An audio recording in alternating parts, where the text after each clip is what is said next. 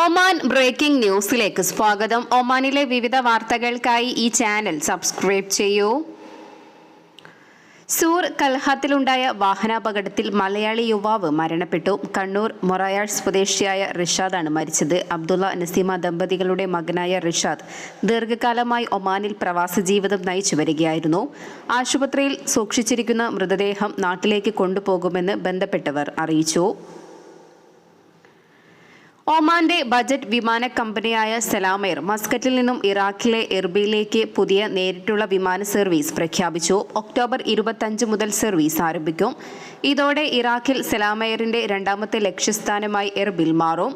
ആഴ്ചയിൽ 2 സർവീസുകളാണ് പുതിയ റൂട്ടിൽ ഉണ്ടാവുക. മസ്കറ്റിൽ നിന്നും എർബിലിലേക്ക് താങ്ങാനാകുന്ന നിരക്കിൽ നേരിട്ടുള്ള യാത്രാ സൗകര്യം ഒരുക്കുകയാണ് ലക്ഷ്യമെന്ന് സലാം എയർ അറിയിച്ചു. One way light fare 54.9 Omani റിയാൽ മുതൽ ലഭ്യമാകും. ഇറാഖിലെ ബാഗ്ദാദ് സർവീസിന്റെ വിജയത്തിന് പിന്നാലെയാണ് എർബിലിലേക്കുള്ള പുതിയ റൂട്ട് ആരംഭിക്കുന്നത്. ഒമാനും ഇറാഖിലെ ഖുർഗിസ്ഥാൻ മേഖലയുമായുള്ള ടൂറിസം, ബിസിനസ്, വ്യാപാരം, കുടുംബ യാത്രകൾ എന്നിവയിലെ വർദ്ധിച്ചുവരുന്ന ആവശ്യകത നിറവേറ്റാൻ പുതിയ സർവീസ് സഹായിക്കുമെന്നാണ് പ്രതീക്ഷ. മസ്കറ്റ് വഴി ഇന്ത്യൻ ഉപഭൂഖണ്ഡത്തിലെയും ഏഷ്യയിലെയും വിവിധ നഗരങ്ങളിലേക്ക് തുടർ യാത്രാ സൗകര്യവും യാത്രക്കാർക്ക് ലഭിക്കും. ഇതിലൂടെ മസ്കറ്റിനെ പ്രാദേശിക കണക്റ്റിംഗ് ഹബ്ബായി കൂടുതൽ ശക്തിപ്പെടുത്താനും സാധിക്കും. പുതിയ റൂട്ടിലേക്കുള്ള ടിക്കറ്റുകൾ ഇപ്പോൾ സലാം എയറിന്റെ വെബ്സൈറ്റ്, മൊബൈൽ ആപ്പ്, അംഗീകൃത ട്രാവൽ ഏജൻസികൾ എന്നിവ വഴിയും ബുക്ക് ചെയ്യാം. രാജ്യത്തെ ഹോട്ടലുകൾ, റെസ്റ്റോറന്റുകൾ, കഫേകൾ ഉൾപ്പെടെയുള്ള ടൂറിസം സ്ഥാപനങ്ങൾ പുതിയ നിയന്ത്രണ ചട്ടക്കൂടിനനുസരിച്ച് പ്രവർത്തനം ക്രമീകരിക്കാൻ ഒക്ടോബർ വരെ സമയം അനുവദിച്ച് പൈതൃക ടൂറിസം മന്ത്രാലയം. നിലവിൽ ലൈസൻസുള്ള സ്ഥാപനങ്ങൾക്ക് പുതിയ ചട്ടങ്ങൾ പാലിക്കുന്നതിനായി 6 മാസത്തെ സമയമാണ് അനുവദിച്ചിരിക്കുന്നത്. ടൂറിസം നിയമത്തിന്റെ എക്സിക്യൂട്ടീവ് റെഗുലേഷൻ നടപ്പിലാക്കുന്നതിനായി പൈതൃക ടൂറിസം മന്ത്രാലയം ഉത്തരവ് പുറത്തിറക്കി. റോയൽ ഡിഗ്രി പ്രകാരമുള്ള പുതിയ നിയന്ത്രണം 2026 ഏപ്രിൽ 17 പ്രാബല്യത്തിൽ വന്നത്. ഇതോടെ നിലവിലുണ്ടായിരുന്ന ചട്ടങ്ങൾ മാറ്റി സ്ഥാപിക്കപ്പെട്ടു. സിറിയയിലെ ദമസ്കസ് ഗ്രാമീണ മേഖലയിൽ ആഭ്യന്തര സുരക്ഷാ സേന സഞ്ചരിച്ച ബസ്സിന് നേരെ ഉണ്ടായ ഭീകരാക്രമണത്തെ സൗദി അറേബ്യ ശക്തമായ ഭാഷയിൽ അപലപിച്ചു.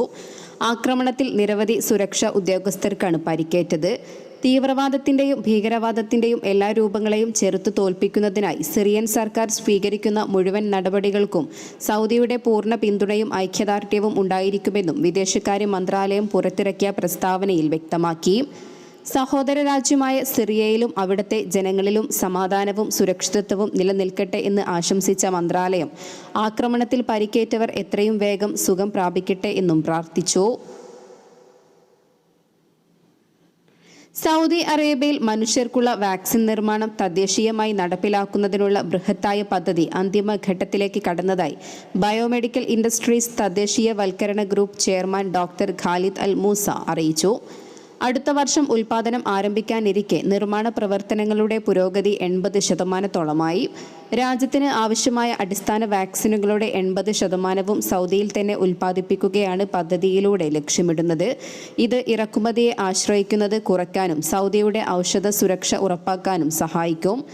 വിവിധ ഘട്ടങ്ങളിലായി meningococcal, pneumococcal, rotavirus, hepatitis A, B, chicken pox, human papilloma virus വാക്സിനുകളും കുട്ടികൾക്കുള്ള കോമ്പിനേഷൻ വാക്സിനുകളും പദ്ധതിയിലൂടെ പ്രാദേശികമായി നിർമ്മിക്കും. ആഗോള പങ്കാളികളുടെ സഹകരണത്തോടെ സെൽ ബേസ്ഡ് സാങ്കേതിക വിദ്യ ഉപയോഗിച്ച് നിർമ്മിക്കുന്ന സീസണൽ ഇൻഫ്ലുവൻസ വാക്സിനാണ് ആദ്യഘട്ടത്തിൽ പുറത്തിറക്കുക. ഈ vaccine Saudi food and drug അതോറിറ്റിയിലും US ഫുഡ് ആൻഡ് ഡ്രഗ് അതോറിറ്റിയിലും രജിസ്റ്റർ ചെയ്തിട്ടുണ്ട്. വാക്സിൻ ഫില്ലിംഗ് നിർമ്മാണ ഘട്ടത്തിൽ ഏകദേശം 250 തൊഴിലവസരങ്ങൾ സൃഷ്ടിക്കപ്പെടും. സ്വദേശി പ്രതിഭകൾക്ക് അന്താരാഷ്ട്ര നിലവാരമുള്ള പരിശീലനം നൽകി ബയോടെക്നോളജി മേഖലയിൽ മികച്ച കേഡർമാരെ വാർത്തെടുക്കുന്നതിനാണ് മുൻഗണന. ദേശീയ ബയോടെക്നോളജി തന്ത്രത്തിനും സൗദി വിഷൻ 2030 അനുസൃതമായി റിയാദിന് സമീപമുള്ള സുദർ ഇൻഡസ്ട്രി ആൻഡ് ബിസിനസ് സിറ്റിയിൽ 42,000 ചതുരശ്ര മീറ്റർ വിസ്തീർണത്തിലാണ് രാജ്യത്തെ ആദ്യത്തെയും പശ്ചിമേഷ്യയിലെ ഏറ്റവും വലുതുമായ വാക്സിൻ ഫാക്ടറി ഉയരുന്നത്. സൗദി അറേബ്യയിലെ കര, വ്യോമ, കടൽ അതിർത്തി പോയിന്റുകൾ വഴി കടത്താൻ ശ്രമിച്ച 1039 കള്ളക്കടത്തുകൾ കഴിഞ്ഞ ഒരാഴ്ചയ്ക്കുള്ളിൽ തടഞ്ഞതായി Saudi Zakat and Customs authority.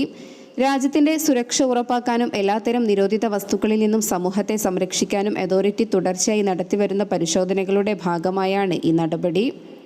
പരിശോധനയിൽ hashish, cocaine, heroin, Shabu, Captagon ഗുളികകൾ തുടങ്ങിയവ ഉൾപ്പെടുന്ന 190 തരം മയക്കുമരുന്നുകളും നിയമവിരുദ്ധമായ 375 മറ്റ് നിരോധിത വസ്തുക്കളും കസ്റ്റംസ് ഉദ്യോഗസ്ഥർ പിടിച്ചെടുത്തു.